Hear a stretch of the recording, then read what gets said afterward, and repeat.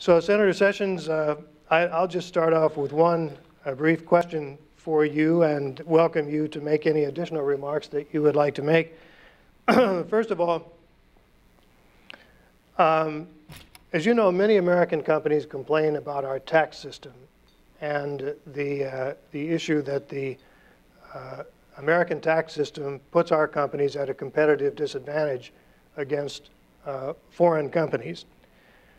There have been arguments for border adjustable taxes or VAT taxes as an alternative to put us on a par with other nations in terms of how our corporations are taxed.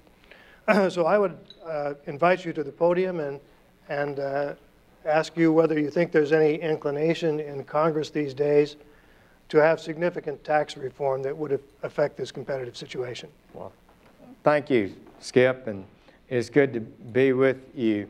I do believe there's a growing recognition that fundamental tax reform, is this okay, the sound?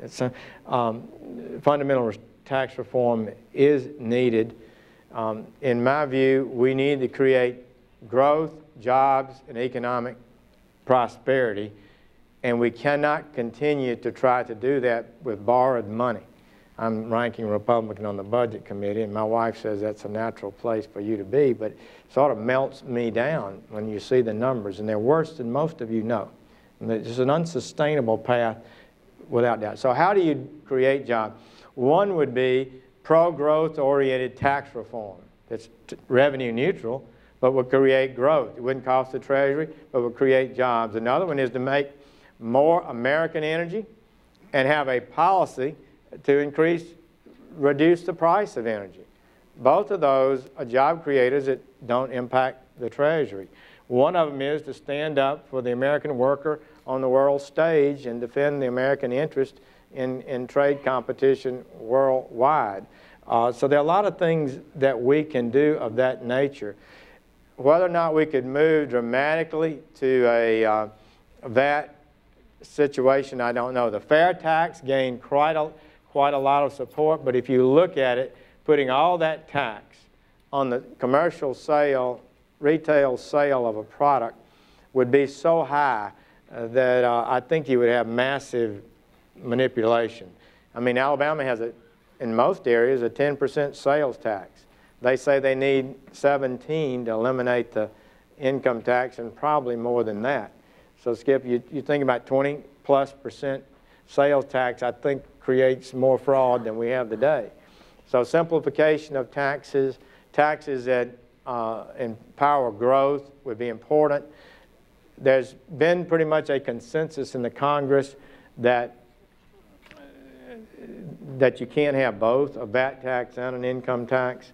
And if you would eliminate one and go to the other one, but there may be some ways that we could shift to a more consumption-oriented tax that does not impact exports significantly, which I guess is kind of what you were asking about. Can we create a system that does not penalize our exports, but gives them the kind of ability to compete that our allies, many of them around the world, have?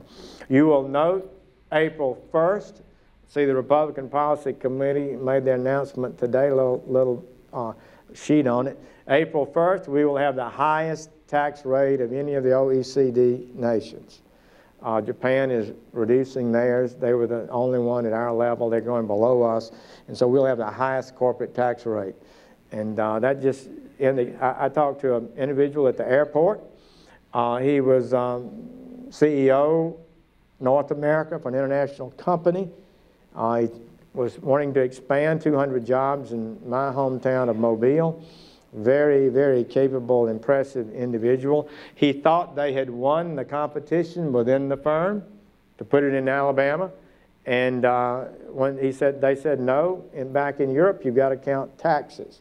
And when they counted taxes, the United States lost. So the idea that you can just tax corporate profits of corporations without consequence is absolutely false.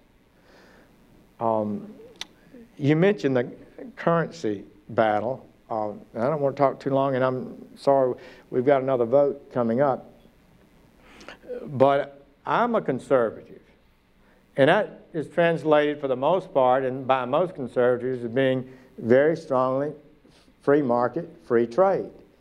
I have voted for virtually every free trade agreement, and I believe in good free trade agreements and will continue to vote for those in the future.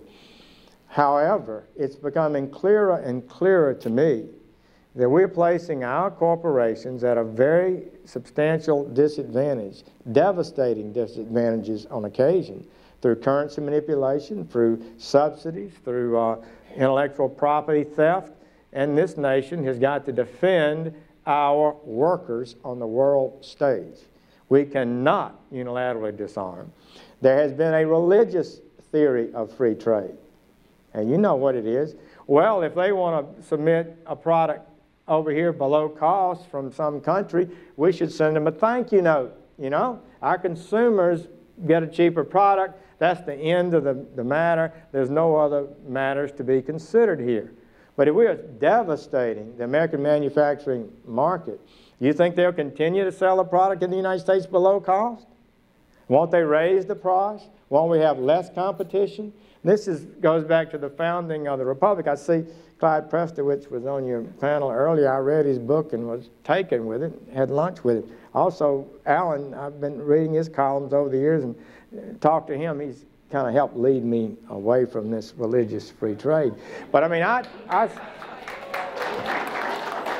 I mean, a conservative, this is the way I've come around, you know, you guys, some of y'all are conservative, some of you not. But my little journey is that one of the fundamental principles of conservatism is that you're wary of any ideology. Any theory of government or the world that solves every problem is automatically suspect. And you have to look at the world as it really is. And how long do you have to look at what's happening to our manufacturing base to say something is wrong? We've got to change what we're doing.